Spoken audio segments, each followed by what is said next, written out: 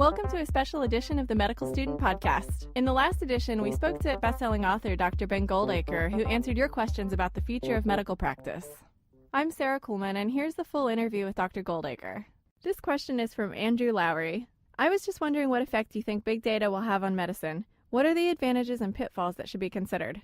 So I think there are really huge opportunities, right? I've drunk a lot of open data Kool-Aid, and I can imagine amazing things in medicine. I can imagine patients having access to their own records and being able to see where their care sits in relation to other people's, and shared decision-making tools that take advantage of individual patients' data and reconciling that against other people's. And, there are huge, endless opportunities, clearly. But it strikes me that the process of collecting and aggregating data in itself doesn't actually solve the problem, and we need to be very thoughtful and clueful about how we use that data. Because actually the data that we already have, it turns out we don't use it particularly well. The Care.Data project, which is designed to take HES, which is hospital episode statistics, which is, fairly crude, simple, structured data on every hospital episode that you have as a patient and threaded together by a pseudonymized patient ID. That's pretty useful for finding out various bits and bobs. The project Care.Data is designed to augment that with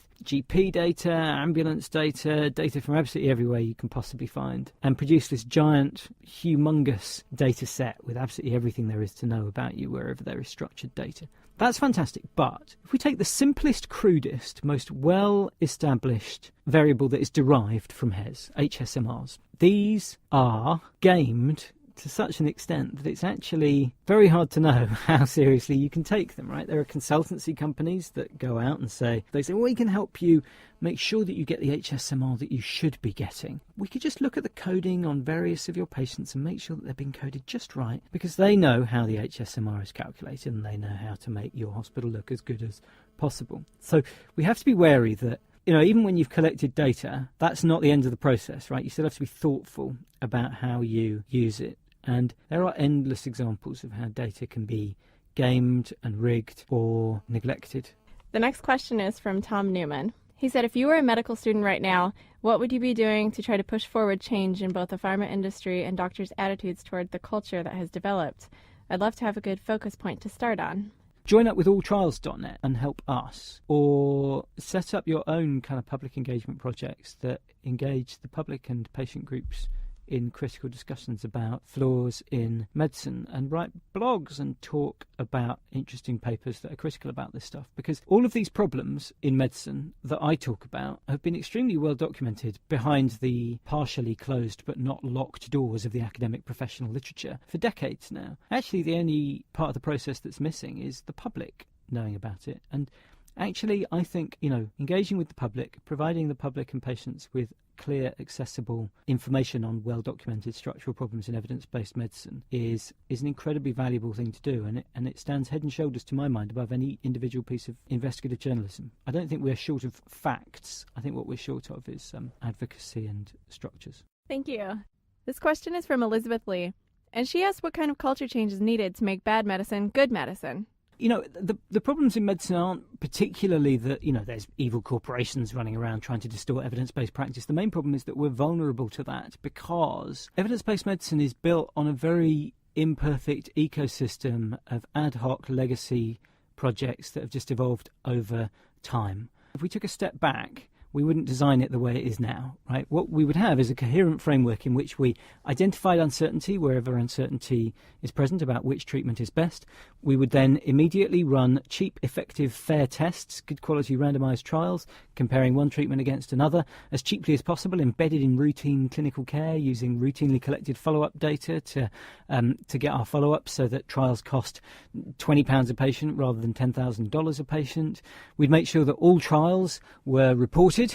We would make sure that evidence was competently synthesized. We'd make sure that we invested, I think, much more significantly than we do now in evidence dissemination to make sure that good quality summaries of what works best are sent out to doctors, auditing the prescriptions and the treatment decisions that are made to see the extent to which that they are congruent with evidence-based practice, identifying arbitrary variation in the delivery of care. And we do that kind of okay in a tiny corner of places, But actually, not really. Like, if we take statins... God, this is a really long answer, sorry. It's okay. And another thing. Look, if we take statins, right? Statins are a really good illustration of these problems because they are the single most commonly prescribed class of drugs in the UK, possibly even the world.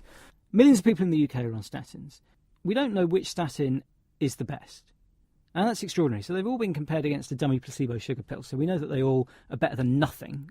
We know that they're all equally good at lowering cholesterol, but that's just a surrogate outcome. And actually, drugs which are equally good at lowering your blood sugar can be wildly different at how good they are at preventing heart attacks, smelly feet, going blind and having kidney problems and death in diabetes. Drugs which are equivalently good at lowering your blood pressure can actually be wildly different in how good they are at preventing heart attack, stroke and death. So we shouldn't be reassured by the fact that the statins that we currently prescribe are equally good at lowering cholesterol. It's staggering that there has never been a trial at normally prescribed doses of statins head-to-head to see which is the best. Actually, we've done a bit of modelling on this. It turns out, I can't remember the precise figure, but, roughly if one statin turned out to be about 2% better than the others, then our failure to find that out and switch everybody onto the most effective of the two treatments is probably costing us about 200 deaths a year in this country alone.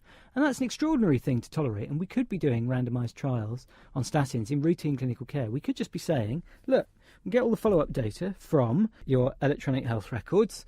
Whenever you try and get a statin off your doctor, whenever your doctor tries to prescribe you a statin, big red screen comes up and says, hey, wait, we don't know which of these two statins is the best. Press this big red button here to randomly assign your patient to one or the other. We'll gather all the follow-up data from routinely collected data. You'll never have to think about it ever again. Cost of doing that trial is 20 quid a patient rather than $10,000 a patient. And the barriers to doing that are cultural, not technical. You could do it tomorrow if you wanted to, and we did a pilot study of trying to do it. The report's out, published by the HTA in a couple of weeks. There's a BMJ analysis paper. Tjeerd van Staar is the first author, I'm the second one. Am I talking for too long? There's a man shouting behind a glass thing. Oh, no, he says, carry on shouting. I think he was shouting secretly at you. I'm going to put the headphones on, then I can hear the secret instructions that are being barked at you. The things that have stopped us doing that trial are... ethics committees saying you need to have a 7-page long consent form and a 20-minute long consent chat, simply to say, I'm going to randomly assign you to one statin or another. Now, that's crazy, because we know they're safe and effective treatments overall. We're happy enough that we give them to a couple of million patients every year. We know that there's no difference between them on currently available evidence. So why suddenly does it have to be a 20-minute long consent process, a 7-page long consent form, just to randomly assign patients to one or the other? So we could be turning the entire NHS into a system that tests, learns and adapts all the time wherever there is uncertainty. But instead we fail. And that is just the beginning of my 7-point... I've gone the full Mussolini here. That's just the beginning of my 7-point plan to create a coherent information architecture for evidence-based practice. And we haven't spent enough time thinking about that in medicine. What we have is a series of atomised, isolated projects in evidence-based medicine. Individual trials that cost huge amounts of money, but then we fail to address competently research prioritisation, synthesis and dissemination. It makes no sense. If patients knew the extent to which inefficiencies in healthcare cost lives, I think the public aren't stupid. I think they would be appalled by that in the same way that they're appalled by simple, obvious causal pathways like crap surgeon kills patient. I think the deaths that arise because of our incompetent failure to identify which is the best statin and give everyone that statin instead of arbitrarily giving people whatever one comes into mind depending on which drug rep we saw or what our mate used to prescribe, right? If those deaths are real flesh and blood and suffering and pain, and just because they're numbers on a table, it's easy to feel like their tears, their deaths with the tears wiped off, as some great public health statistician whose name I've forgotten once said. I hope you've enjoyed this special edition of the Medical Student Podcast. The whole team will be back with the regular podcast on April 29th, where you'll have the chance to win a signed copy of Ben Goldacre's best-selling book, Bad Pharma. Thanks for listening.